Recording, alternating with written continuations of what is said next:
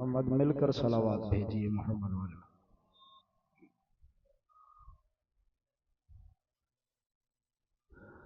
اعوذ باللہ السمیع العلیم من الشیطان اللعین الرجیم، بسم اللہ الرحمن الرحیم۔ الحمد للہ الرفیع الاوفى الذي خلق السماوات العلى الذي خلق فسوى والذي قدر فهدى والذي أخرج المرعى فجعله غثاء أحوى، والصلاة والسلام على صاحب نعمة العظمى والمحجة الكبرى النبي الأمي المكي المدني الابتهامي السيد البهي والسراج المضيء والكوكب الدري صاحب الوقار والسكينة المدفون بأرض مدینہ بالقاسم محمد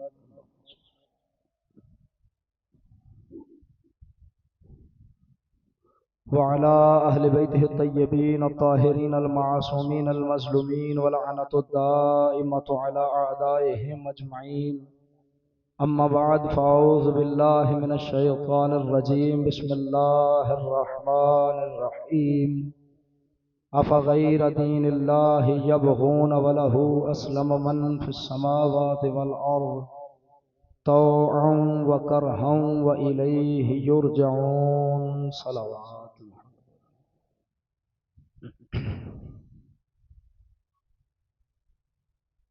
بہت سارے مومنین ایسے ہیں جنہوں نے میرے ذمہ مختلف دعائیں لگائی ہیں، ان تمام دعاؤں کی قبولیت کے لیے اور تمام حاضرین سادات غیر سادات اور پردے میں جو میری مائیں بہنیں بیٹھی ہیں، تمام کے دلوں کی تمام دعاؤں کی قبولیت کے لیے مل کر بآواز بلند صلوات۔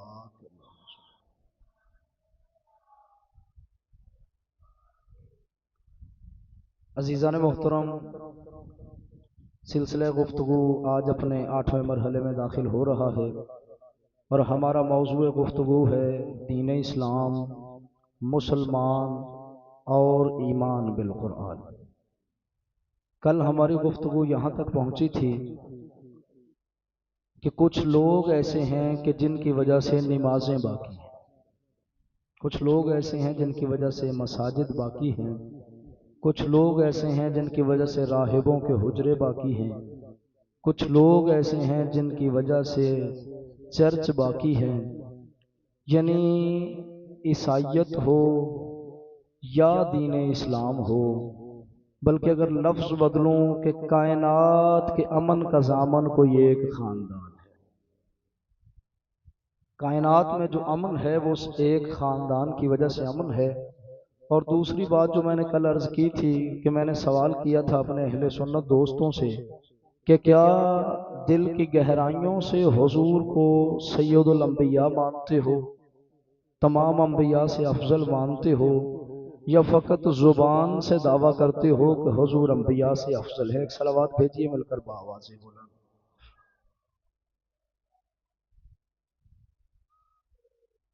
تو جو ہے جی میں بات کو جاری رکھوں۔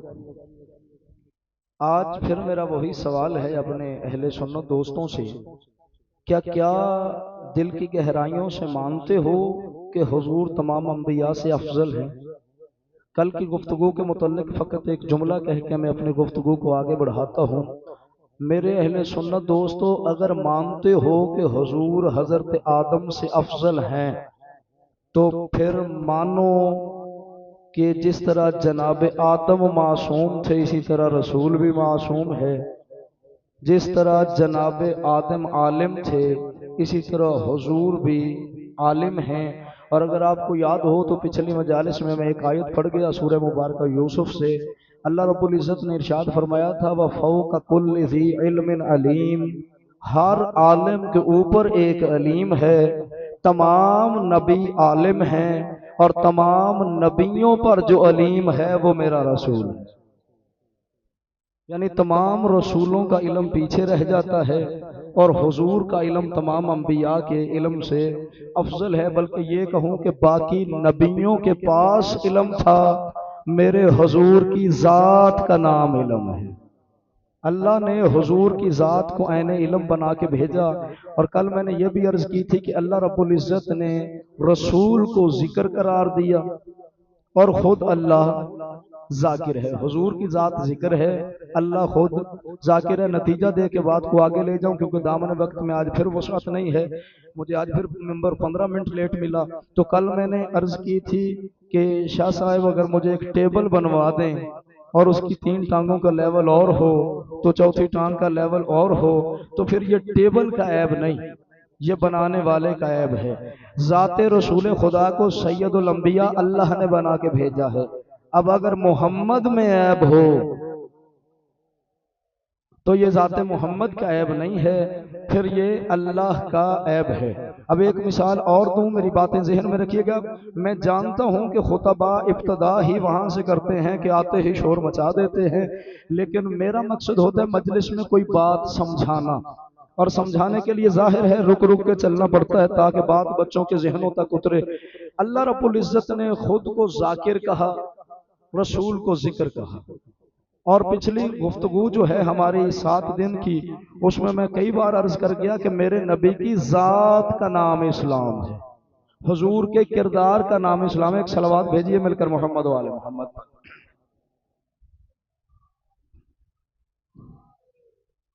میرے نبی کی ذات کا نام اسلام ہے، اللہ ذاکر ہے، میرا نبی شدید دعا فرمائیے گا، اللہ ذاکر ہے اور میرا نبی ذکر ہے۔ اب دیکھیے مثال کے طور پر میں پارسل بھیجتا ہوں سہیل شاہ صاحب کے نام، وہاں سے پارسل جب پہنچتے ہیں، میں بتاتا ہوں شاہ صاحب میں نے پارسل بھیجا ہے، پارسل جب پہنچتا ہے تو یا یہ کسی لڑکے کو بھیجتے ہیں کہ جاؤ پارسل لے کے آؤ، یا پھر وہ جس کمپنی کے ذریعے میں ڈاکخانے کے ذریعے بھیجتا ہوں یا لیپٹ وغیرہ کے ذریعے، تو انہی کا ملازم وہ پارسل لے کے آتا ہے۔ شاہ صاحب قبلہ اپنے دفتر سے نہیں اٹھتے، اپنی کرسی کو نہیں چھوڑتے، وہ آدمی لا کے پارسل ان کے سامنے رکھ دیتا ہے، یہ اس پارسل کو کھولتے ہیں اور دیکھ لیتے ہیں کہ پارسل میں کیا ہے۔ اور پھر جب میں خود آتا ہوں تو یہ بوہڑ چوک مجھے لینے کے لیے آگے سے پہنچ جاتے ہیں۔ اگر کوئی بندہ سوال کرے شاہ صاحب پہلے پارسل آیا، آپ اپنی کرسی سے نہیں اٹھے اور اب آپ اٹھ کر بوہڑ چوک تک پہنچ گئے ہیں، تو شاہ صاحب کہیں گے پہلے پارسل آیا تھا، اب پارسل والا آیا ہے۔ توجہ رکھیے گا، مجھے کچھ عرض کرنا ہے۔ پہلے پارسل آیا تھا لہذا میں اپنی جگہ پہ بیٹھا رہا، اب وہ آیا ہے جس نے پارسل بھیجا تھا۔ تو قبلہ آپ کیوں گئے وہاں تک؟ تو شاہ صاحب فرمائیں گے پارسل مفضول تھا، بھیجنے والا اس سے افضل ہے۔ پارسل کے لیے میں اٹھ کے نہیں گیا، اور جس نے پارسل بھیجا تھا میں اٹھ کے چلا گیا۔ اب توجہ رکھنا، قرآن ہے میرے نبی کے کردار کا نام۔ قرآن لینے میرا نبی چل کے نہیں گیا، علی کو لینے 16 رجب میرا رسول خود چل کے گیا ہے۔ وجہ سے میری بات کی سمجھ آئی ہے؟ یہ پہلا جملہ ہے میری طرف سے فضائل کا۔ جو رسول قرآن لینے کے لیے نہیں گیا، وہ رسول علی کو لینے کے لیے خود چل کے گیا۔ یہ بھی تو ہو سکتا تھا حضور اپنے چچا سے فرماتا چچا جائیے اور جا کے میری چچی کو بھی لے آئیے اور اپنے بیٹے کو بھی لے آئیے، لیکن پیغمبر نے ابو طالب کو نہیں بھیجا، خود پیغمبر اٹھے، خود حرم کعبہ میں تشریف لے گئے، چچی کو ساتھ لے کے، علی کو ساتھ لے کے پیغمبر واپس پلٹے۔ گویا پیغمبر نے بتایا کہ زمانے والے دیکھو، میں محمد قرآن لینے کے لیے نہیں گیا، علی کو لینے کے لیے گیا ہوں۔ وجہ یہ ہے کہ قرآن ورثہ ہے، علی وارث ہے۔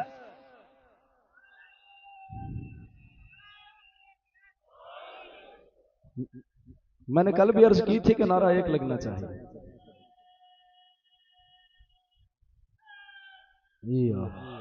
قرآن ورثہ ہے، علی وارث ہے۔ میرے ملک عزیز میں پچھلے 1.5-2 سالوں میں 2-3 واقعات ایسے ہوئے، اللہ کرے پھر دوبارہ کبھی میرے ملک میں کوئی ایسا واقعہ نہ ہو۔ الزام لگا دیا گیا کہ فلاں بندے نے توہین قرآن کی ہے، پھر اسے مار مار کے مار دیا گیا یا اسے جلا دیا گیا، یا پھر جن لوگوں پر یہ الزام تھا کہ انہوں نے توہین قرآن کی، ان کے گھر جلا دیے گئے۔ میں ان سے سوال کرتا ہوں جن کا یہ عقیدہ ہے کہ حضور انبیاء سے افضل ہیں، میں ان سے پوچھتا ہوں کیا حضور انبیاء سے افضل ہیں؟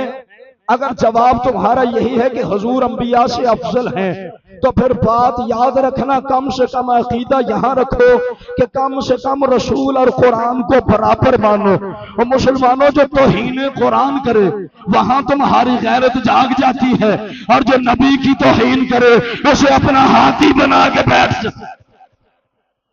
اگر توہین قرآن کرنے والے کو سزا رہتی ہے، اور ہونی بھی چاہیے اس بندے کو سزا جو توہین قرآن کرے، لیکن یاد رکھیے مذہب اہل بیت کا عقیدہ، علماء مذہب اہل بیت کا فتویٰ بھی یہی ہے کہ کسی بندے کو قانون ہاتھ میں لینے کی اجازت نہیں۔ قانون سزا دے گا، کسی بندے کو سزا دینے کا بالکل حق حاصل نہیں ہے۔ ہرگز مذہب اہل بیت میں ایسی کوئی بات جائز نہیں ہے کہ کوئی بندہ اٹھے اور کسی دوسرے کو مار دے۔ ایسا قرآن کی توہین ہو تو غیرت جاگ جاتی ہے، اور وارث قرآن کی توہین ہو تو پھر چپ رہتے ہو۔ یاد رکھنا جیسے قرآن کے لیے تمہاری غیرت جاگتی ہے، یوں ہی وارث قرآن کے لیے بھی تمہاری غیرت جاگنی چاہیے۔ اور آئیے میں آج دو مثالیں اور دوں۔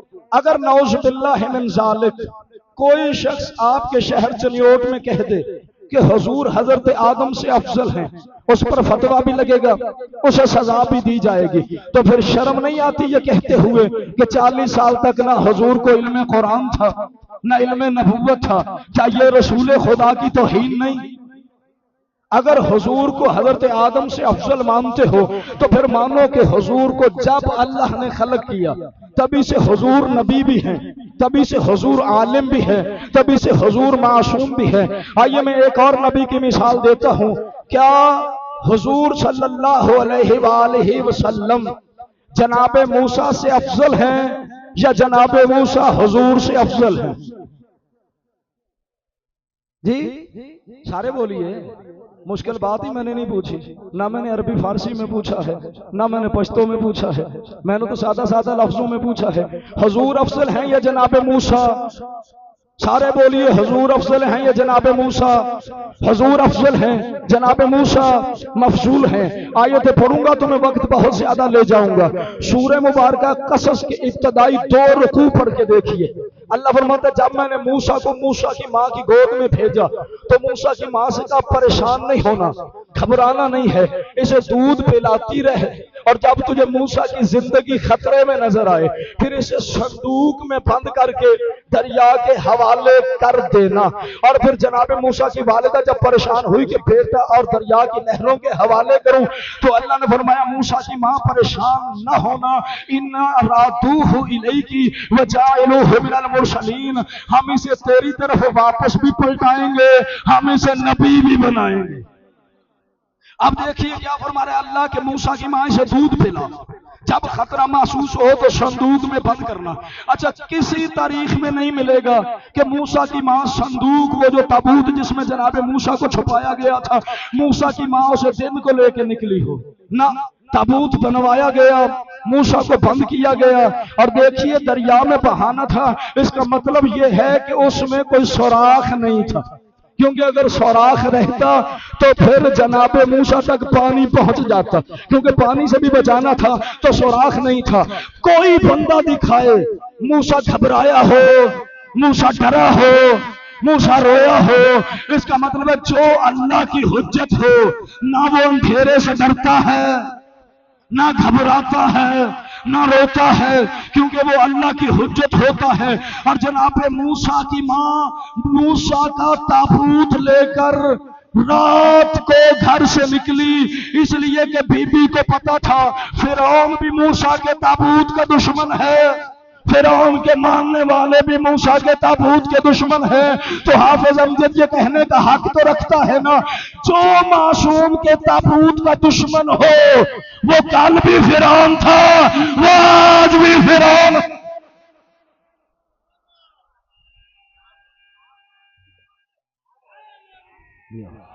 معصوم کا تابوت دیکھو تو ادب سے نظریں جھکاؤ، کیونکہ معصوم کے تابوت کے دشمن کو شریعت فرعون کہتی ہے، معصوم کے تابوت کے دشمن کو قرآن فرعون کہتا ہے۔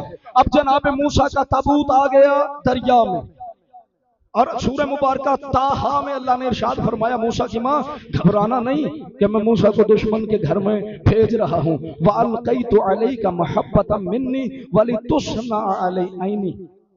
ایک لفظ اگر آپ کے ذہنوں میں موجود ہو، ایک کشتی نوح کیسے بنی تھی جو ساری مجلسوں میں موجود تھے، کیسے بنی تھی؟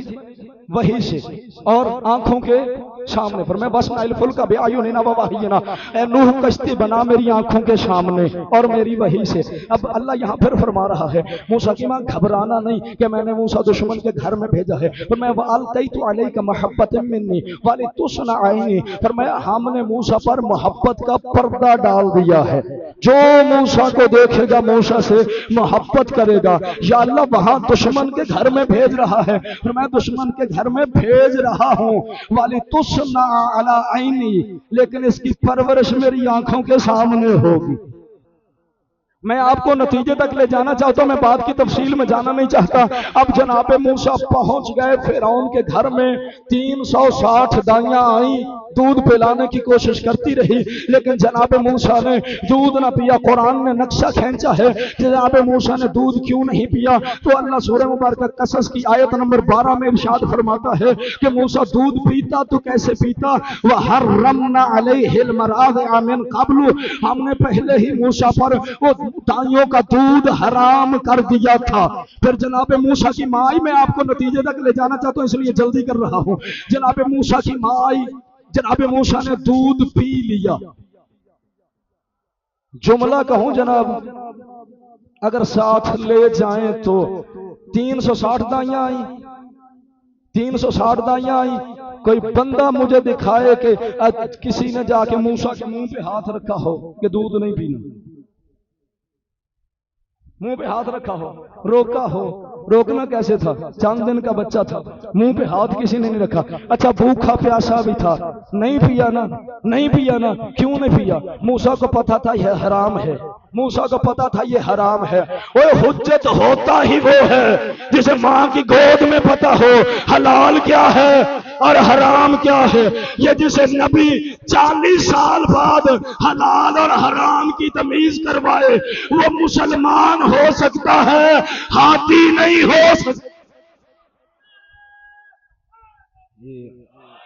اب جناب موسیٰ نے دودھ پیا۔ آسیہ نے کہا جناب بی بی آپ دودھ پلایا کریں گی روز یہاں آ کے۔ فرمایا میں کوئی کنیز ہوں میں تیرے گھر چل کے آؤں؟ فرمایا پیاسا کنویں کے پاس جاتا ہے، کنواں پیاسے کے پاس نہیں جاتا۔ فرمایا تو نے پلانا ہے تو میرے گھر بھیج دے۔ وجہ پتہ کیا تھی؟ وجہ میں بتاتا ہوں۔ ایک لفظ اگر آپ اس پہ غور کریں پھر کسی مجلس میں اس لفظ پہ پوری تقریر کر دوں گا۔ اللہ فرماتا ہے اوحینا الی ام موسیٰ، ہم نے موسیٰ کی ماں کی طرف وحی کی تھی۔ کیا وحی یہ کی تھی کہ اسے دودھ پلا، گھر میں رکھ، جب خطرہ محسوس ہو اسے صندوق میں بند کر کے دریا میں بہا دینا۔ اِنَّا رَادُوهُ إِلَيْكِ، پھر ہم اسے تیری طرف واپس پلٹائیں گے، فرعون کے گھر میں نہیں رہنے دیں گے۔ یہ جتنے بندے کہتے ہیں نا موسیٰ فرعون کے گھر میں پلا تھا، وجہ پتہ کیا ہے؟ یہ اپنے اپنے فرعونوں کو بچانا چاہتے ہیں۔ اوئے ہوئے جسے میری بات کی سمجھ آئی ہے، یہ انہیں بچانا چاہتے ہیں جو فرعون جیسے کردار والوں کے گھروں میں پلے تھے کہ جی فرعون کے گھر میں پلا۔ خبردار نبی کافر کے گھر میں نہیں پلتا، اس لیے کہ نبی نے خوراک پاکیزہ کھانی ہوتی ہے۔ اللہ نے جہاں موسیٰ کو 3 دن کے لیے بھیجنا تھا وہاں آسیہ کا انتظام پہلے کیا، ورنہ فرعون جیسے بے غیرت کے گھر میں آسیہ جیسی مقدسہ بی بی کا کیا کام؟ بی بی نے فرمایا دودھ پلوانا ہے تو میرے گھر میں بھیجو، میں یہاں روز روز دودھ پلانے نہیں آؤں گی۔ موسیٰ واپس ماں کے پاس آ گئے۔ بندہ آل محمد کے در پہ نہ جھکے تو قرآن کی سمجھ نہیں آتی۔ سورہ مبارکہ آل عمران ہے، آیت کا نمبر 7 ہے، حوالہ رہ جائے گا جی ذہن میں۔ سورہ آل عمران آیت کا نمبر 7، اللہ فرماتا لیکن الراسخون فی العلم منہم والمؤمنون، ذرا بات تو میں توجہ کریں گے تو پھر بات کی سمجھ آئے گی۔ فرمایا یہ جو قرآن ہے نا، قرآن اس کا علم ہر بندہ قرآن کو سمجھ نہیں سکتا۔ یا اللہ کون سمجھتا ہے؟ سورہ آل عمران آیت کا نمبر ہے 7۔ فرمایا وما یعلم تأویلہ الا اللہ والراسخون فی العلم۔ قرآن کی تعویل یا اللہ جانتا ہے یا راسخون فی العلم جانتے ہیں۔ یا اللہ راسخون فی العلم کون ہے؟ فرمایا لیکن الراسخون فی العلم منہم، وہ جو راسخون فی العلم ہیں وہ ابراہیم کے منہم ہیں۔ نہیں میں لفظ بدلتا ہوں تو کیونکہ میرے پاس وقت نہیں کہ میں زیادہ آیتیں پڑھوں۔ اللہ فرماتا ہے وہ جو راسخون فی العلم ہے نا، جو قرآن کی حقیقی تعویل کو جانتے ہیں، وہ ابراہیم کی اولاد ہے۔ ربنا وابعث فیہم رسولا منہم، یا اللہ میری اولاد میں ایک نبی بھیج جو منہم ہو، انہی میں سے ہو۔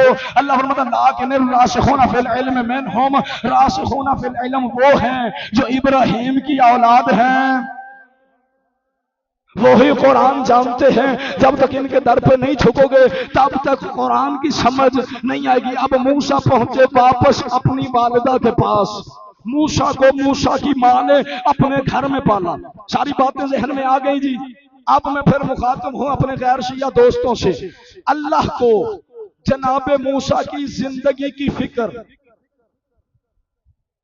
اللہ کو جناب موسیٰ کے دودھ پینے کی فکر، اللہ کو جناب موسیٰ کی والدہ کی پریشانی کی فکر، جہاں 3 دن کے لیے موسیٰ نے جانا تھا اللہ کو موسیٰ کے وہاں رہنے کی فکر، جس ماحول میں موسیٰ نے پلنا تھا اللہ کو اس ماحول کی فکر کہ موسیٰ کی ماں پریشان نہ ہو، موسیٰ تک نجس کوئی نہ پہنچے۔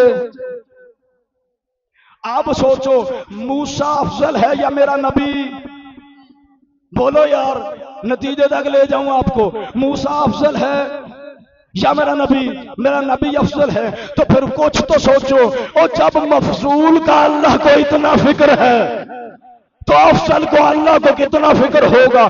اور جب اللہ مفضول کو دائیوں کا دودھ نہیں پینے دیتا، اِنَّا أَرْسَلْنَا إِلَيْكُمْ رَسُولًا شَاهِدًا عَلَيْكُمْ كَمَا أَرْسَلْنَا إِلَىٰ فِرْعَوْنَ رَسُولًا، ہم نے تمہاری طرف محمد کو اسی طرح رسول بنا کے بھیجا جیسے موسیٰ کو فرعون کی طرف رسول بنا کے بھیجا تھا۔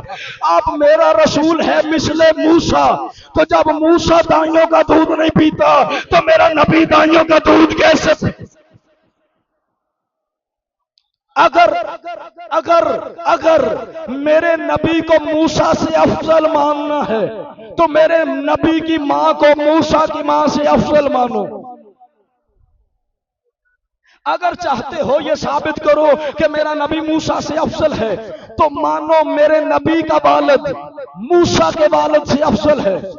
اچھا مسلمانوں، تم نے موسیٰ کو تو افضل مانا، اور جس نے موسیٰ کو 3 دن اپنی گود میں رکھا اس آسیہ کو بھی سلام اللہ علیہا کہا، اور جس کی گود میں محمد 40 سال رہا اس ابو طالب سے تمہاری دشمنی کیا ہے؟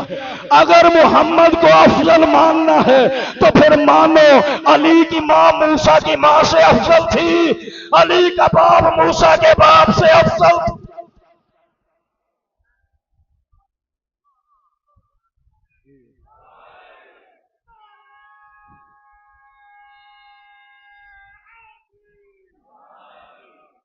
موسیٰ کی ماں سے وہ بی بی افضل جس نے میرا رسول پالا، موسیٰ کے باپ سے وہ ابو طالب افضل جس نے میرا رسول پالا۔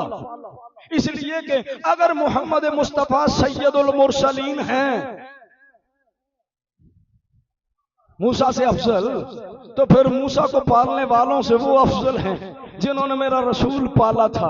ایک آیت اور پڑھوں جناب، اللہ رب العزت جناب عیسیٰ سے مخاطب ہے، فرمایا یا عیسیٰ وَإِذْ قَالَ اللَّهُ یا عیسیٰ انی متوفیک ورافعک الی ومطہرک من الذین کفروا وجاعل الذین اتبعوک فوق الذین کفروا الی یوم القیامہ۔ فرمایا عیسیٰ گھبرا نہیں، اگر یہ تیرے دشمن بن گئے ہیں نا، گھبرا نہیں، اگر یہ تیرے دشمن بن گئے ہیں میں تجھے قتل نہیں ہونے دوں گا، میں تجھے سولی نہیں چڑھنے دوں گا، میں تجھے اپنی طرف زندہ اٹھا لوں گا، میں تجھے اپنی طرف زندہ اٹھا لوں گا۔ وہ عیسیٰ افضل، رسول مفضول، جب اللہ کو عیسیٰ کی اتنی فکر ہے تو پھر میرے رسول کی کتنی فکر ہوگی۔ اچھا اللہ نے جناب عیسیٰ کو زندہ اٹھایا کہاں؟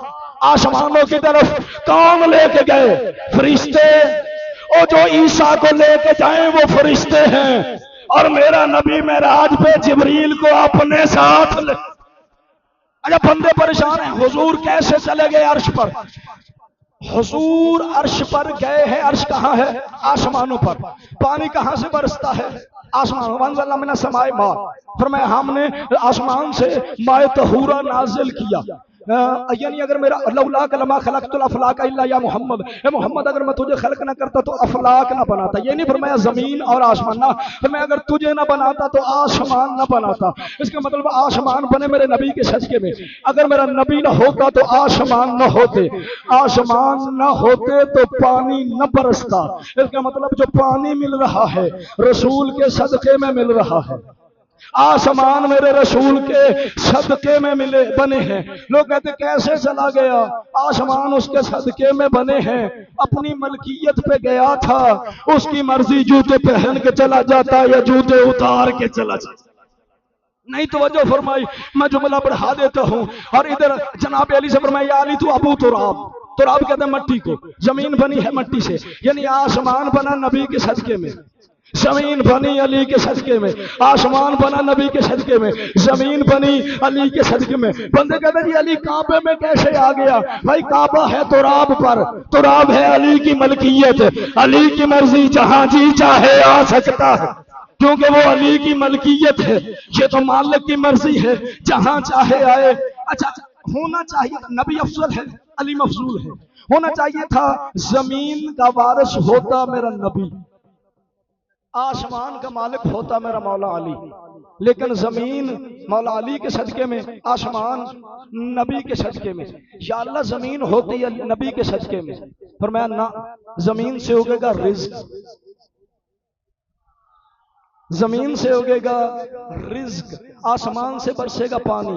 فرمایا اگر آسمان ہوتا علی کے صدقے میں، زمین ہوتی علی کے نبی کے صدقے میں، زمین سے رزق اگنا تھا، لوگوں نے جب کھانا تھا اور جب میں نے کہنا تھا علی علی کرو، انہوں نے کہنا تھا ہم کوئی علی کا کھاتے ہیں، ہم کوئی علی کا کھاتے ہیں، جو علی علی کریں، ہم تو نبی کا کھاتے ہیں، لہذا نبی نبی کریں گے۔ اور میں آسمان کا مالک نبی کو بنایا ہے، زمین کا مالک علی کو بنایا ہے، تاکہ میری مخلوق کو پتا چلے وہ کھاتے علی کا ہو تو علی علی بھی کرنا پڑے گا۔ دو آدم ہیں کائنات میں مشہور، ویسے کل تین آدم ہیں جناب، کل تین ہیں لیکن دو مشہور ہیں، آدم اور جناب نوح آدم ثانی۔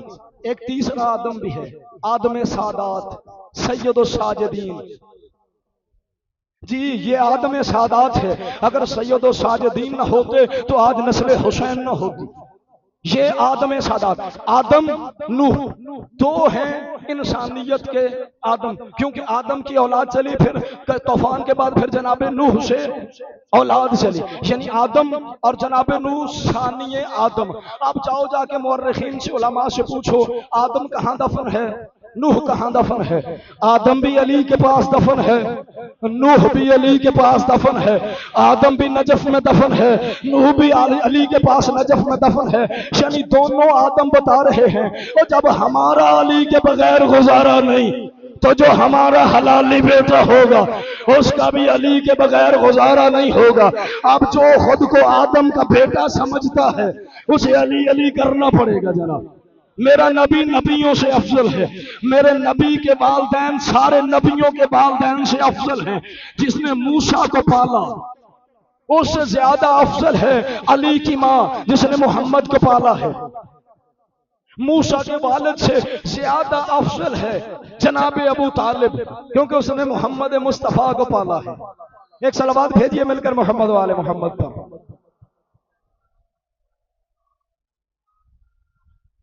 اگر دو چار منٹ زیادہ لے جاؤں تو محسوس نہ فرمائیے، کیونکہ اس کے بعد ایک رات رہ گئی اور مجھے بات کو پایا تکمیل تک لے جانا ہے۔ 3 آیتیں مسلسل پڑھوں گا جن میں سے سینٹر والی جو آیت ہے وہ تقریباً میرے مجمع میں سے ہر مومن موالی کو یاد ہو۔ یہ میرا یقین ہے، اندازہ نہیں یقین ہے میرا۔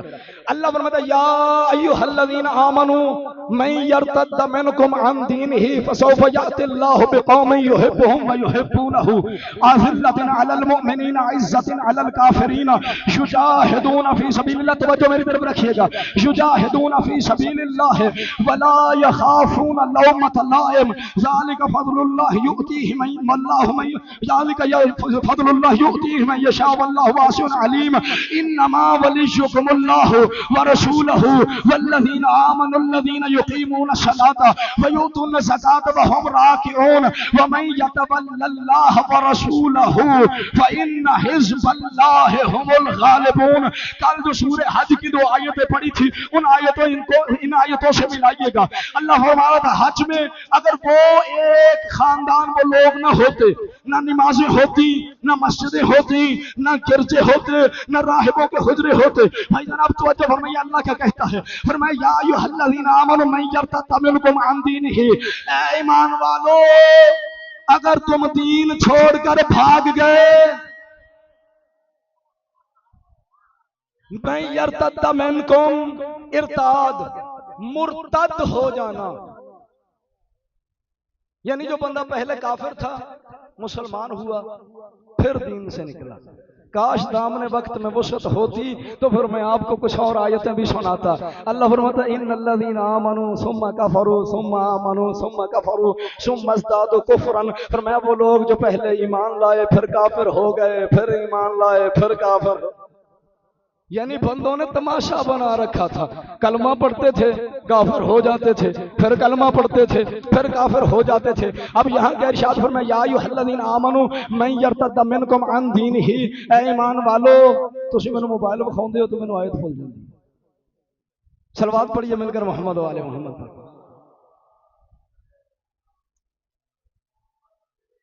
ایک تو بندہ ہائی بلڈ پریشر والا ہو، اوپر سے جب بار بار ٹائم میرے سامنے کرتے ہیں نا یہ میرے دوست، تو پھر ظاہر ہے ایک احساس ہوتا ہے، ذہن میں آتا ہے کہ مجھے بات کو مکمل بھی کرنا ہے اور پھر مجھے آگے بھی جلدی پہنچنا ہے۔ فرمایا یا ایھا الذین آمنوا من یرتد منکم عن دینہ فسوف یأتی اللہ بقوم یحبهم ویحبونہ، فرمایا اے ایمان لانے والو، اے ایمان لانے والو اگر تم دین سے پھر گئے، اگر تم دین سے پھر گئے یعنی ایمان لانے کے بعد دوبارہ اگر تم کافر ہو گئے، فسوف یأتی اللہ بقوم یحبهم ویحبونہ، تو اللہ تمہاری جگہ پر ایک ایسی قوم لائے گا، وہ قوم اللہ سے محبت کرتی ہوگی، اللہ اس قوم سے محبت کرتا ہوگا۔ اذلۃ علی المؤمنین عزۃ علی الکافرین، وہ مومنوں پر نرم دل ہوں گے اور کافروں پر سخت ہوں گے۔ یجاہدون فی سبیل اللہ، وہ اللہ کے راستے میں جہاد کرنے والے ہوں گے، تمہاری طرح بھاگنے والے نہیں ہوں گے۔ ولا یخافون لومۃ لائم، اور وہ ملامت کرنے والوں کی ملامت سے نہیں ڈرتے ہوں گے۔ ذالک فضل اللہ یؤتیہ من یشاء، یہ ان پر اللہ کا فضل ہے، اللہ جسے چاہتا ہے اپنا فضل عطا کر دیتا ہے۔ واللہ واسع علیم، بے شک اللہ واسع علم رکھنے والا ہے۔ انما ولیکم اللہ ورسولہ والذین آمنوا الذین یقیمون الصلاۃ ویؤتون الزکاۃ وهم راکعون، میں ایک میں اللہ ولی ہوں، دوسرا میرا رسول ولی ہے، اور تیسرا وہ ولی ہے جس نے حالت رکوع میں زکوٰۃ دی ہے۔ اب اگر آپ توجہ فرمائیں تو ان آیتوں پر ایک ایک دو جملے عرض کر کے جلدی سے گزر جاؤں۔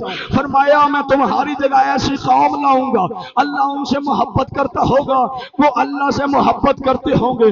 اگر کہیں نہ ملے تو جا کے بخاری شریف کو ہی پڑھ کے دیکھیے، موجود ہے خیبر کے میدان میں 39ویں دن میرے نبی نے ارشاد فرمایا لَأُوتِيَنَّهُ غَدًا رَجُلًا كَرَّارًا غَيْرَ فَرَّارٍ یحب اللہ ورسولہ، میں محمد کا عالم اسے دوں گا جو اللہ سے بھی محبت کرتا ہے، اللہ کے رسول سے بھی محبت۔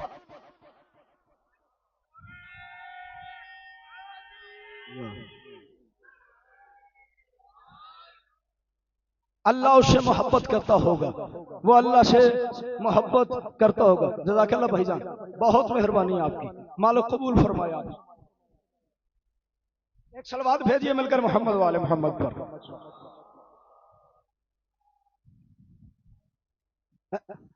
ذرا توجہ رکھیے گا، وقت بھی کم رہ گیا اور مجھے جلدی بھی بہت زیادہ کرنی ہے۔ بھائی جان آپ کا شکریہ، آپ کا شکریہ، ایک سلوات بھیجیے مل کر محمد و آل محمد پر۔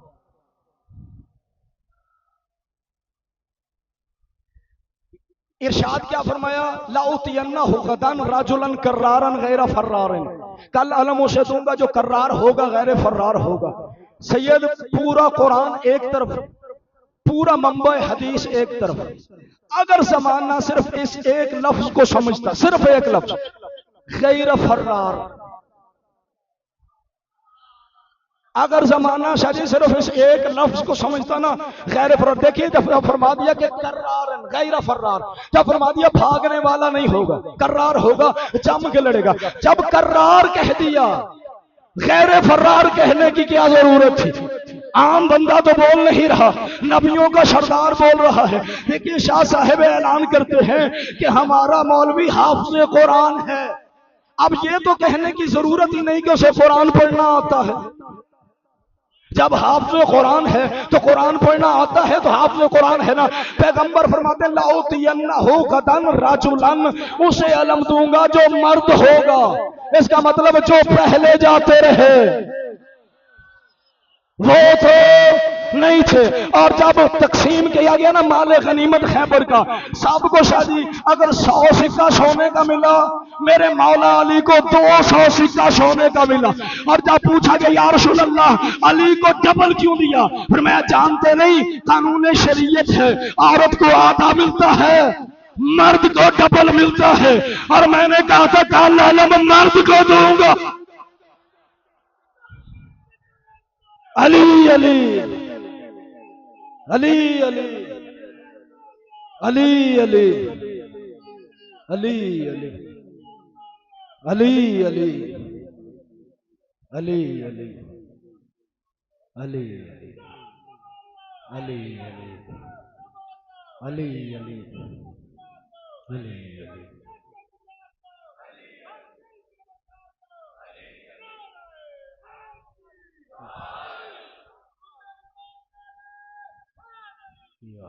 فرمایا علی کو ڈبل اس لیے دیا کیونکہ میں نے کہا تھا میں کل علم مرد کو دوں گا، مرد کو حصہ ڈبل ملتا ہے۔ وہ انہیں لا رہے ہو علی کے مقابلے میں فضیلت میں جو حصہ علی کے برابر نہیں لے سکتے، اور جنہیں نبی پیسے علی کے برابر نہیں دیتا، تم انہیں فضیلت میں علی کے برابر لا رہے ہو۔ اور ایک جملہ اور کہہ جاؤں، انہیں علی کے برابر لاتے ہو۔ علی کو اللہ نے تلوار بھیجی ہے، جنہیں اللہ نے سوٹی بھی نہیں بھیجی انہیں علی کے برابر لا۔ اللہ آپ کو سلامت رکھے، اللہ آپ کی نسلوں میں یہ سلسلہ جاری و ساری رکھے، اللہ آپ کو ولایت امیر المومنین پر ثابت قدم رکھے۔ فرمایا لَأُوتِيَنَّهُ غَدًا رَجُلًا كَرَّارًا غَيْرَ فَرَّارٍ، فرمایا کل علم اسے دوں گا جو کرار ہوگا غیر فرار ہوگا، ثابت قدم رہے گا، بھاگے گا نہیں۔ یا رسول اللہ جب ثابت قدم کہہ دیا تو غیر فرار کیوں فرمایا؟ پھر مجھے سمجھ آئی جب میں نے قرآن پڑھا، اللہ نے بتوں کے متعلق ارشاد فرمایا، اللہ فرماتا ہے حبیب ان سے کہہ دے اموات غیر احیاء، یہ مردہ ہیں زندہ نہیں ہے۔ اچھا اگر بندہ کہے زندہ نہیں ہے معنی کیا ہے؟ مر گیا۔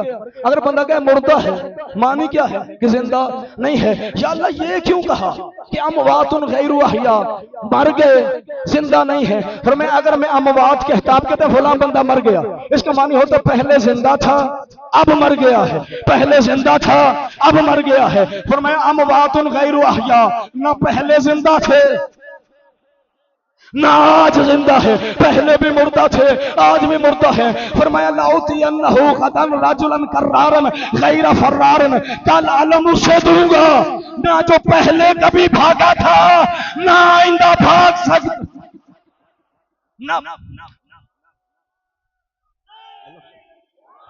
نہ بھاگا تھا نہ بھاگے گا۔ میرے ملک پاکستان میں آرمی کی طرف سے، حکومت کی طرف سے جو سب سے بڑا انعام دیا جاتا ہے کیا ہے؟ نشان حیدر ملتا کب ہے؟ مرنے کے بعد زندگی میں نشان حیدر نہیں ملتا، مرنے کے بعد ملتا ہے۔ اس لیے کہ حکومت پاکستان اس بات کو سمجھتی ہے کہ آج تو جم کے لڑا ہے، کل بھاگ نہ جائے، آج تو لڑا ہے کل بھاگ نہ جائے، آج تو جم کے لڑا ہے کل بھاگ گیا تو نشان حیدر کی عزت برقرار نہیں رہے گی۔ لہذا نشان حیدر مرنے کے بعد ملتا ہے۔ نبی نے فرمایا لَأُوتِيَنَّهُ غَدًا رَجُلًا كَرَّارًا غَيْرَ فَرَّارٍ، وہ آ رہا ہے نہ کبھی بھاگا تھا نہ کبھی بھاگ سکتا ہے، بھاگنے والا نہ کل ہاتھی تھا نہ آج ہاتھی ہے۔ اگلا جملہ ان کے لیے جو ماں کی گود سے مجلس سے سنتے آئے ہیں، میں تو بعد میں شیعہ ہوا، اللہ نہ کرے جلوس میں بم دھماکہ ہو جائے، ہر بندہ بھاگ سکتا ہے، وہ نہیں بھاگتا جس کے ہاتھ میں علم ہوتا۔ یہ اس بندے کا کمال نہیں ہے، یہ اس علم کا کمال ہے جو اس کے ہاتھ میں ہوتا ہے۔ جناب شیش ہیبت اللہ سے لے کے جناب حیدر کرار تک بہت سارے لوگوں نے علم اٹھایا، لیکن ہاتھوں سے اٹھایا۔ علمدار کوئی نہیں کہلایا کیونکہ انہوں نے علم ہاتھوں سے اٹھایا۔ علمدار وہ بنا جس نے بغیر ہاتھوں کے اٹھایا۔ ہاتھوں سے علم اٹھانا آسان ہے، کٹے ہوئے بازوؤں سے علم اٹھانا بڑا مشکل۔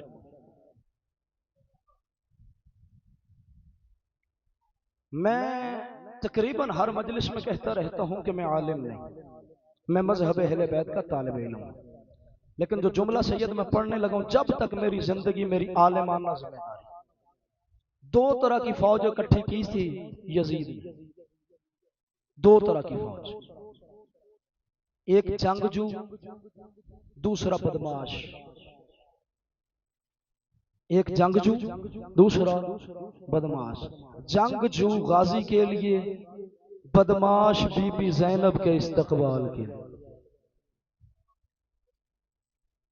یعنی جو لڑنے والے تھے وہ علی کے بیٹوں کے لیے، جو بے غیرت تھے وہ علی کی بیٹیوں کو پتھر مارنے کے۔ کاش ساری دنیا ماری جاتی پر غازی نہ مارا جاتا۔ جب چلنا سیکھتا ہے نا بچہ، جب اتنی سی عمر تھی نا سرکار عباس کی، باہر سے امیر المومنین تشریف لائے، دیکھا ایک انگلی جناب عالیہ نے پکڑی ہوئی تھی، ایک انگلی جناب ام کلثوم نے پکڑی ہوئی تھی۔ دیکھ کے فرمایا زینب و کلثوم عباس کو چلنا سکھا رہی ہو؟ فرمایا نہیں بابا، ہم غازی کے سہارے چلنا سیکھ رہے۔ جو غازی کے سہارے چلنا سیکھتی رہی، جب چلنا پڑا تو غازی ساتھ نہیں۔ عباس کو چپ کھا گئی شبیر کی، ورنہ جتنی فوج کربلا میں تھی یہ کیا تھی غازی کے لیے۔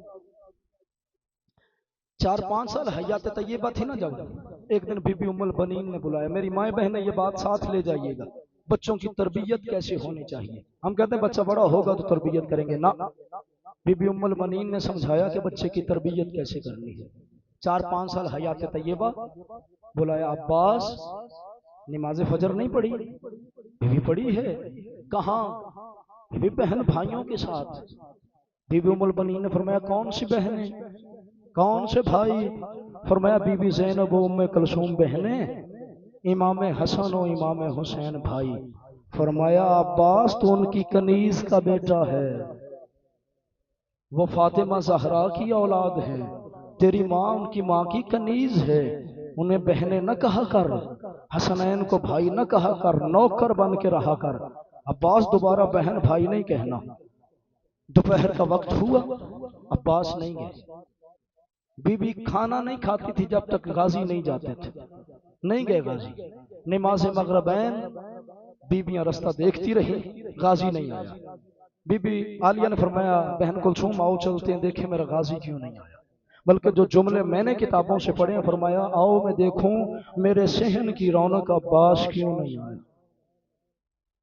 آئی، دیکھا حضرت عباس چھوٹے تھے نا، 4-5 سال، حیات طیبہ، زمین پر بیٹھے ہوئے تھے، اور وہ جیسے کوئی بچہ سبق یاد کرتا ہے یوں دہرا رہے تھے، وہ سردار ہیں، میں نوکر ہوں، وہ سردار ہیں، میں نوکر ہوں، وہ زہرا کی اولاد ہیں، میں ان کی کنیز کا بیٹا ہوں، وہ میرے سردار ہیں، میں ان کا نوکر ہوں۔ بی بی پاس کھڑی ہو گئی، عباس کے سر پہ ہاتھ رکھ کے فرمایا غازی جی مرشد زادی، عباس جی میری آقا زادی۔ فرمایا عباس تو آیا کیوں نہیں؟ چھوٹے چھوٹے ہاتھ جوڑ کے فرمایا بی بی میں آپ کی کنیز کا بیٹا، آپ سید زادی۔ بی بی نے فرمایا عباس کیا لگتا ہے میرا؟ بی بی میں نوکر۔ فرمایا میں کون ہوں؟ بی بی آپ میری آقا زادی۔ فرمایا عباس اگر تو نوکر ہے تو میرے گھر کیوں آتا رہا ہے؟ مجھ سے تو ملائکہ کا بھی پردہ ہے۔ ہاں چھوٹے چھوٹے ہاتھ جوڑ کے کہتے بی بی آج کی معافی دے دے، آج کے بعد میں دوبارہ آپ کے گھر میں کبھی نہیں آؤں گا۔ بی بی ام کلثوم نے فرمایا زینب میرا غازی مر نہ جائے، اگر میرا غازی مر گیا تو ہماری چادر کا نگران کون ہوگا؟ فرمایا میرا عباس مر گیا تو ہماری چادروں کا محافظ کون ہوگا؟ عزادارو قسمت کربلا لے آئی عباس، اجازت نہیں مل رہی تھی، اونو محمد کی لاشوں سے واپس آئے۔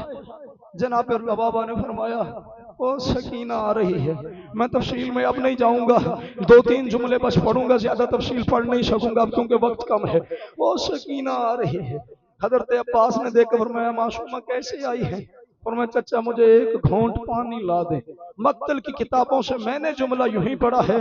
حضرت عباس نے فرمایا بی بی مجھے تیری دادی زہرا کی عزت کی قسم، مجھے اپنی جان تیرے اصغر سے زیادہ پیاری نہیں، پر میری مجبوری ہے، میں میدان نہیں جا سکتا کیونکہ آپ کے بابا مجھے میدان جانے نہیں دیتے۔ بی بی فرماتی ہیں بابا کی میں ضامن، چچا تو میدان جانے کی تیاری کر۔ آگے آگے معصومہ، پیچھے پیچھے غازی۔ ہوتا یہ ہے کہ بڑا آگے چلتا ہے، بچہ پیچھے چلتا ہے۔ عباس نے سکھایا فاطمہ زہرا کی بیٹیوں کی عزت کیسے کرنی، جو غیر سید ہو یہ جملہ ساتھ لے جاؤ۔ غازی نے بتایا کہ سید زادیوں کی عزت کیسے کرنی ہے۔ آگے آگے معصومہ، پیچھے پیچھے حضرت عباس۔ امام تلیاں ٹیک کے اٹھے، فرمایا انا للہ و انا الیہ راجعون۔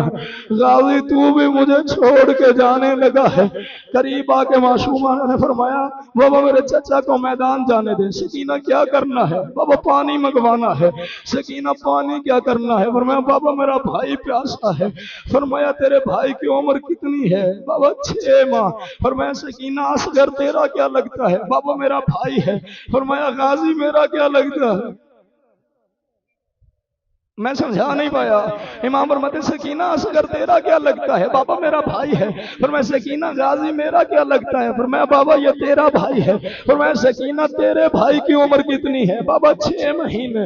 فرمایا میرا 32 سال کا کڑیل جوان ہے۔ فرمایا سکینہ جتنا تجھے اصغر پیارا ہے اتنا ہی مجھے غازی پیارا ہے۔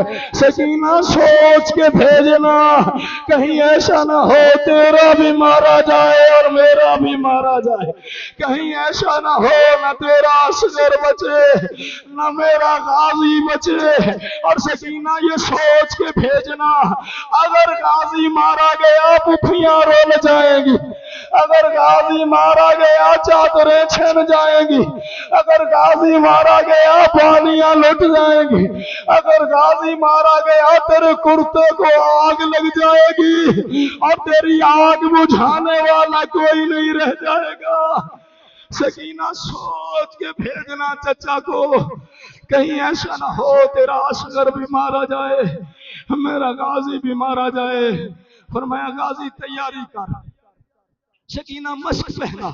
حضرت سکینہ نے مشق پہنانی تھی جب فرمایا چچا جھکو۔ حضرت عباس جھکے، فرمایا اور جھکو۔ عباس اور جھکے اور جھکے، جھکتے جھکتے غازی نے دونوں ہاتھ چھوٹی معصومہ کے قدموں پہ رکھ دیے۔ کوئی بڑا اگر بچے کے ہاتھوں پہ قدموں پہ ہاتھ رکھے نا، بچہ سمجھدار ہو تو اٹھا لیتا ہے۔ غازی نے جو دونوں ہاتھ رکھے، بی بی سکینہ نے اٹھائے،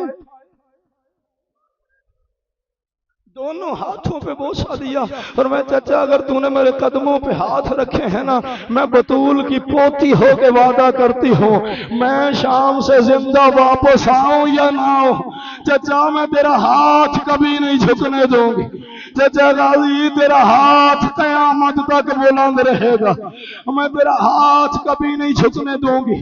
مشق پہنا دی گئی غازی کو، فرمایا عباس یہ تیرے پاس کیا ہے؟ ہمارا تلوار۔ فرمایا غازی کیا کرنی ہے؟ ہمارا جنگ کرنی ہے۔ فرمایا عباس تلوار یہاں رکھ دے، ایک نیزہ دیا، مالا جاؤں میدان؟ فرمایا عباس تجھے اجازت میں نے نہیں دینی، تجھے اجازت اس نے دینی ہے جو تیرے سہارے پہ کربلا کے جنگل میں آئی بیٹھی ہے۔ حضرت عباس آئے عالیہ کے خیمے کے باہر، عزادارو امام حسن کی شہادت کے بعد اگر کسی سائل نے کچھ مانگنا ہوتا تھا تو وہ بی بی عالیہ کے دروازے پہ آ کے آیت تطہیر پڑھتا تھا، بی بی کو پتہ چلتا تھا باہر کوئی سائل آیا ہے، غازی بی بی کے خیمے کے باہر آ کے رکے، فرمایا انما یرید اللہ لیذہب عنکم الرجس اہل البیت ویطہرکم تطہیرا۔ اندر سے بی بی نے فرمایا فضا دیکھ کون سوالی میرے دروازے پہ ہے، اب تو زینب غریب ہو گئی ہے، اب تو زینب کسی کو کچھ عطا بھی نہیں کر سکتی۔ عزادارو بی بی فضا آئی، تڑپ کے واپس دوڑی، فرمایا بی بی تو چڑھ گئی ہے، کیا ہوا؟ فرمایا کوئی اور نہیں تیرا غازی تیرے دروازے پہ آیا کھڑا ہے، اور سوالی کوئی اور نہیں تیرا عباس سوالی بن کے کھڑا ہوا ہے۔ اللہ تعالیٰ بی بی خیمے کے اندر آئی، فرمایا غازی ایک منٹ میرے خیمے کے اندر آ جا، جو سید زادیاں بیٹھی ہیں دل دکھے تو معاف کرنا۔ فرمایا غازی میرے خیمے کے اندر آ۔ حضرت عباس نے فرمایا بی بی آپ بطول کی بیٹی ہیں، میں کنیز کا بیٹا ہوں، میں کیسے آپ کے خیمے میں آ جاؤں؟ میدان کربلا سے ایک آواز ابھری، کسی مستور نے فرمایا عباس آج سے تیری ماں ام البنین نہیں ہے اور تیری ماں میں فاطمہ زہرا ہوں، جا غازی میری زینب کے خیمے میں چلا جا، اور جیسا میری بیٹی کہتی ہے اور میری بیٹی کا حکم مان لے، اور تیری ماں ام البنین نہیں ہے، تیری ماں میں فاطمہ زہرا ہوں۔ عباس خیمے کے اندر آئی، بی بی کچھ مانگنے آیا ہوں، دیکھو میری طرف، ایک جو میں چھوڑ جانے لگا تھا لیکن پھر جملہ بڑھاتا ہوں، دیکھنا جس نے ماتم کرنا ہے وہ دیکھے، دوسرے بندے کو کوئی ضرورت ہے۔ یوں عباس سر جھکا کے کھڑے بی بی عالیہ کے سامنے، سیدو دل دکھے تو معاف کرنا۔ جب غازی بی بی عالیہ نے اپنے ہاتھ کی ہتھیلی غازی کی ٹھوڑی کے نیچے رکھی، فرمایا سار اٹھا میں تیرے سہارے پہ کربلا میں آئی، اور پردیش میں آ کے بہنوں کے سامنے یوں سر نہیں جھکاتے، اور میں نے نانے کا وطن تیرے سہارے پہ چھوڑا تھا، اور پردیش آ کے یوں سر نہ جھکا، میں تیرے سہارے پہ کربلا میں آئی ہوں۔ اب غازی نے سر تو اٹھا لیا لیکن غازی کی آنکھیں بند تھی، فرمایا عباس کیوں آیا ہے؟ بی بی کچھ مانگنے آیا ہوں، عطا کریں گی؟ فرمایا غازی مانگ، پر سوچ کے مانگنا، یہ کربلا کا جنگل ہے۔ فرمایا بی بی مجھے موت کی اجازت دے دے۔ علامہ دربندی نے لکھا ہے لفظ موت غازی کے منہ سے نکلا، موت کی زردی بی بی زینب کے چہرے پہ اترا، تڑپ کے فرمایا غازی تو نے زندگی میں میرا حکم کوئی نہیں ٹالا، غازی میں بھی تجھے خالی نہیں بھیجوں گی، پر غازی میں نے سنا ہے مدینے کی عورتیں بتاتی تھی جب میرا بابا علی گھوڑے پہ بیٹھتا تھا بڑا خوبصورت لگتا تھا، غازی ایک بار گھوڑے پہ بیٹھ کے میرے خیمے کے اندر آ۔ حضرت عباس اپنا گھوڑا لینے چلے گئے، بی بی زینب نے بی بی فضا سے فرمایا میں حکم دیتی رہی ہوں کوئی عورت اونچی آواز میں نہ بولے، کوئی عورت تیز نہ چلے، فرمایا آج میں حکم دیتی ہوں جتنا اونچی بول سکتی ہے بول، جتنا تیز دھوڑ سکتی ہے دھوڑ۔ فرمایا کیا کروں؟ فرمایا خیموں میں اعلان کر دے جس نے زینب کو کو اجڑتے دیکھنا ہو وہ بی بی زینب کے خیمے میں آ جائے، اور جس نے مجھے پردیس میں اجڑتے دیکھنا ہو وہ میرے خیمے میں آ جائے۔ بی بی فضہ نے منادی کی خیموں میں، بیویاں خیمے سے نکلی، چھوٹے چھوٹے بچے خیمے سے نکلے، کوئی کہتا تھا واہ محمدہ، کوئی کہتا تھا واہ علیہ، کوئی بی بی کہتی تھی واہ حجابہ، ہائے ہمارا پردہ۔ ساری بیویاں بی بی زینب کے خیمے میں اکٹھی ہوئی، غازی گھوڑا لے کر بی بی کے خیمے میں آ گئے۔ اب غازی گھوڑے پر سوار، ساری بیویاں بی بی کے خیمے میں، غازی کا گھوڑا بی بی کے خیمے میں چکر لگا رہا تھا، یوں لگ رہا تھا جیسے غازی نہیں، غازی کا جنازہ خیمے میں گھوم رہا ہے۔ بیویاں تو بے تحاشا ماتم کر رہی تھی، غازی کا گھوڑا چکر لگاتا رہا۔ بی بی زینب حوصلے سے کھڑی رہی، بیٹیوں کو دیکھا، بھتیجیوں کو دیکھا، بہنوں کو دیکھا، بی بی حوصلے میں رہی۔ جب پڑی نا بھابیوں پر نظر، اب دونوں ہاتھ باندھے بی بی زینب نے، پھر میں جب مدینے سے چلی تھی میں نے کہا تھا میں تمہاری چادروں کی ضامن ہوں، اب میں کسی کی چادر کی ضامن نہیں ہوں۔ اب ہر بی بی اپنی چادر کی خود محافظ ہے، اور میرا غازی جا رہا ہے، اب میں کسی کی چادر کی ضامن نہیں ہوں، اور میرا عباس جا رہا۔ عباس کا گھوڑا چکر لگا رہا تھا، بی بی سکینہ خیمے کے اندر آئی، اور میں چچا غازی میں حکم دیتی ہوں یا گھوڑے سے اترا یا پھر میدان چلا جا۔ اب یہ کیسے ہو سکتا ہے؟ بی بی سکینہ حکم دے اور غازی نہ مانے۔ غازی نے گھوڑا موڑا، غازی کا گھوڑا خیمے سے نکلا، خیمے میں کوہرام مچا، خیمے سے گھوڑا نکل رہا تھا۔ جب حضرت عباس نے پوچھا بی بی آپ نے حکم دیا میں نے تو مان لی، بی بی وجہ کیا ہے؟ اور میں چچا جب سے تو گھوڑے پر بیٹھا ہے میرا غریب باپ کبھی زمین پر گرتا ہے کبھی زمین سے اٹھتا ہے، دونوں ہاتھ کمر پہ رکھے ہوئے ہیں، رو کے کہتے بابا علی میں غریب ہو گیا، بابا میرا غازی مجھے چھوڑ کے جا رہا ہے، بابا علی میں غریب ہو گیا اور میرا غازی جا رہا ہے۔ عزادار غازی میدان آئے، تفصیلاً شہادت میں پڑھ نہیں سکتا، غازی کے دونوں بازو قلب ہوئے، ایک تیر آنکھ میں لگا، ایک غرز کبار پیشانی پر لگا جس سے پیشانی پھٹ گئی غازی کی، ایک آنکھ تیر میں، دونوں بازو کٹے ہوئے، آنکھ میں تیر، سینے پہ نیزے کا زخم اور پیشانی پر غرز کا زخم، غازی گرے ہوئے ہیں۔ امام حسین آئے، ماتم کرنے کے لیے بات کافی اگر میں نے سمجھا لی، امام جب قریب آئے نا فرمایا غازی میرا سلام، غازی میرا سلام۔ عباس فرماتے مولا آپ نہ آتے، آپ تو تھکے ہوئے تھے۔ وفا دیکھیے غازی کی، مولا آپ نہ آتے آپ تو تھکے ہوئے تھے۔ امام نے فرمایا غازی جس کا تیرے جیسا بھائی مارا جائے وہ بھلا کیوں نہ ہے؟ عباس کہتے مولا تیری مہربانی تو مجھے بھائی کہتا ہے اور میں تو تیری کنیز کا بیٹا ہوں۔ اب آخری جملے ہیں توجہ میری طرف رکھنا، غازی کا سر اٹھا کے امام حسین نے اپنے زانوں پہ رکھا، فرمایا غازی آنکھیں کھول اور میری طرف دیکھ۔ غازی کہتے ہیں مولا دیکھ نہیں سکتا، مجبوری ہے۔ غازی کیا مجبوری؟ مولا ایک آنکھ میں تیر ہے، پیشانی کا خون دوسری آنکھ میں آ گیا ہے۔ امام نے فرمایا غازی تیر نکالو؟ جی مولا نکالیے۔ امام نے دوسری آنکھ سے تیر نکالا۔ اب سوچو جب اس نے تیر مارا غازی نے روکا کیوں نہیں؟ غازی کے بازو جو نہیں تھے، بندہ کسی کے چہرے کی طرف رومال پھینکے وہ ہاتھ آگے کر لیتا ہے، غازی کے بازو نہیں تھے، تیر آنکھ میں، پیشانی پر غرز، دوسری آنکھ میں خون۔ اب میرے مولا نے ماں زہرا والا رومال نکالا، غازی کی آنکھ سے یوں خون صاف کیا، فرمایا غازی میری طرف دیکھ۔ غازی نے جو دیکھا دو آنسو غازی کی آنکھوں سے یہاں رخساروں پر آئے، بوسہ دے کے فرمایا غازی تو نہ رو، غازی میں تیرے سہارے پہ کربلا میں آیا ہوں، عباس تجھے روتا ہوا میں دیکھ نہیں سکتا۔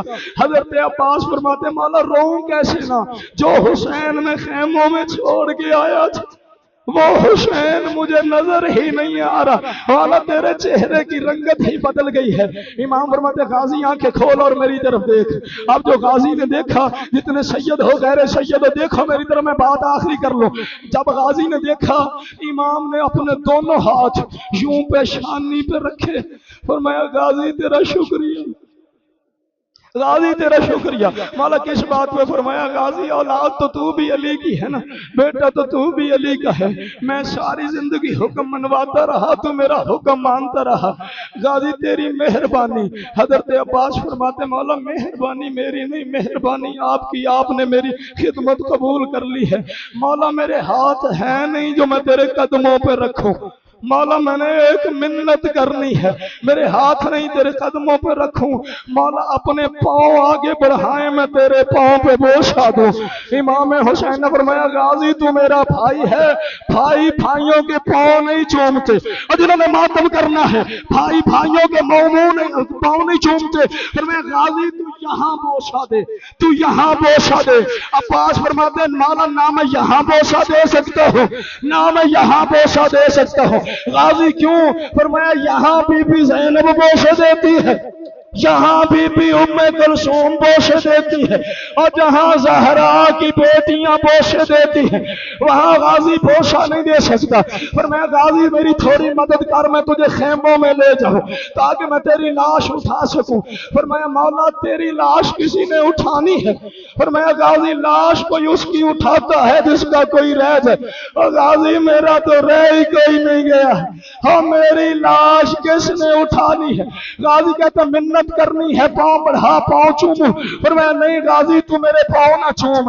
حضرت امام حسین کے سینے پہ حضرت عباس بوسے دے رہے تھے، عباس کے سر پہ امام حسین بوسے دے رہے تھے۔ غازی کہتے مولا ایک گزارش کرو مانیں گے؟ فرمایا غازی مانگ کیا کہتا ہے؟ فرمایا مولا اگر تیری لاش کسی نے نہیں اٹھانی اور میری لاش بھی یہیں پڑی رہنے دے، اور جہاں تیری لاش پامال ہوگی وہیں میری لاش بھی پامال ہو جانے دے۔ اِنَّ لِلَّهِ وَإِنَّا إِلَيْهِ رَاجِعُونَ۔ غازی دنیا سے چلا گیا، بازار کوفہ میں قافلہ داخل ہوا، سلمہ نام کی ایک عورت جس نے بی بی زینب سے قرآن پڑھا تھا، اس نے پتھروں کی جھولی بھری، پتھر مارنے کے لیے آگے بڑھی۔ بی بی نے فرمایا ہر کوئی پتھر مارے، سلمہ تو مجھے پتھر نہ مار، تو مجھ سے قرآن پڑھتی رہی ہے۔ اس نے کہا قیدن میں نے قرآن علی کی بیٹی سے پڑھا ہے۔ فرمایا پہچان میں علی کی بیٹی ہوں، میں علی کی بیٹی ہوں۔ اس نے کہا بی بی اگر آپ بی بی زینب ہے تو آپ کا غازی کہاں گیا؟ فرمایا جو گھوڑے کی گردن میں سر ہے یہ میرے غازی کا سر ہے، اور میرا غازی مارا گیا، میں پردیس میں اجڑ گئی، میری چادر لوٹ گئی، اور میرا غازی مارا گیا۔ الا لعنت اللہ علی القوم الظالمین وسیعلم الذین ظلموا ای منقلب ینقلبون۔ بی بی مدینے واپس پہنچی، قبر رسول سے رسول باہر آئے، فرمایا زینب بیٹا کوئی دکھ سنا؟ فرمایا پاپا نانا میں ہر بات تو برداشت کر سکتی تھی، نانا ایک بات مجھ سے برداشت نہیں ہو رہی۔ زینب بیٹا کون سی؟ فرمایا نانا چاہے پتھر مارتے رہتے پر میرے اونٹ کے سامنے آتے تھے، ہنس ہنس کے کہتے تھے تیرا غازی کہاں؟ نانا میں پتھر برداشت کر سکتی تھی اور میں غازی کے نام کے تانے برداشت نہیں کر سکتی تھی۔ نانا میرا غازی مارا گیا اور مجھے بازاروں میں جانا پڑا، اور مجھے شمر نے تازیانے مارے اور مجھے بازاروں میں پھرایا گیا۔ غازی کے بعد میرے مال ختم ہو گئے،